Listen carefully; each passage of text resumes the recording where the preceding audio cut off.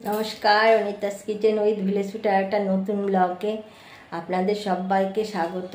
আজকে আমি করে দেখাবো বেলের শরবত। এই গরমে বেলের শরবত খাওয়া ভালো শরীরের পক্ষে, পেটের পক্ষে। বেলের শরবতের জন্য বেল নিয়েছি দুটো পাকা। এই বেল দুটো দিয়ে শরবত বানাবো। আর বেল দুটো জলে ধুয়ে নিচ্ছি।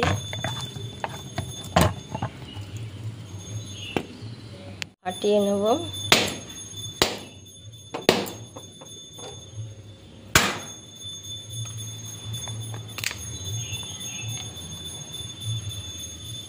সুন্দর পাকা বেল।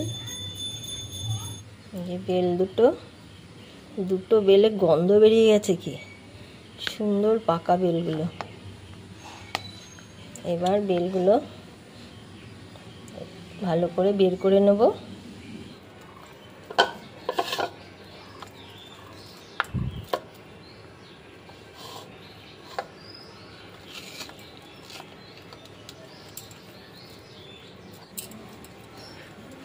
বেলগুলো সব বের করে নিয়েছি। এখন জল দেব। এর মধ্যে জল দিয়ে ভালো করে কাঠ বের করে নেব। এবার এরকম একটা ছাঁকনি নিয়েছি। এই ছাঁকনির মধ্যে এই বেলগুলো ছেঁকে নেব।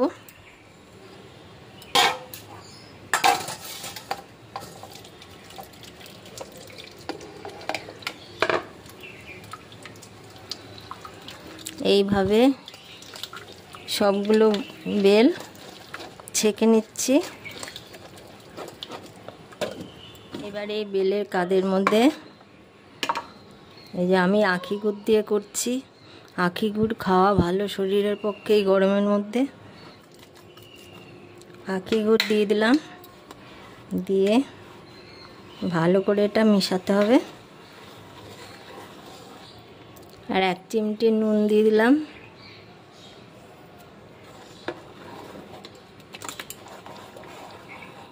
আর গরুর দুধ নিয়েছি, গরুর দুধ দিয়ে দিলাম কিছুটা।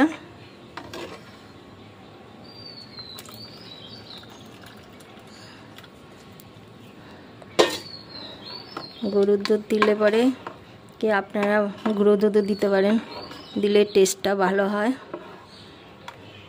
এমনি বেলের শরবত খাওয়া যায়, কিন্তু একটু দুধ দিলে পরে টেস্টটা ভালো হয়। এই যে এরমভাবে হবে, পাতলা হবে। এটা আবার কিছুক্ষণ রেখে দিলে আবার গাঢ় হয়ে যায়। বেলের শরবত এরকমই, রেখে দিলেই বেলের শরবত গাঢ় হয়ে যাবে। বেলের শরবতে 1 কুচি বরফ দিয়ে দিলাম। এবার এর মধ্যে গ্লাসের মধ্যে বরফ দিয়ে দেব।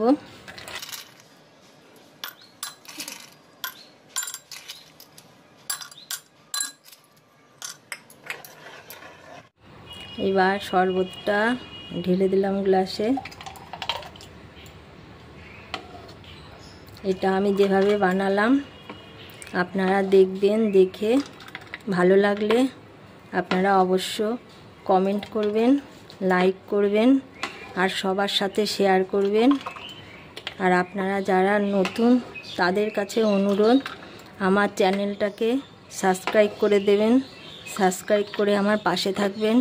পাশে থাকা বেল আইকনটি প্রেস করে দেবেন নতুন নতুন রান্নার আপডেট পাওয়ার জন্য।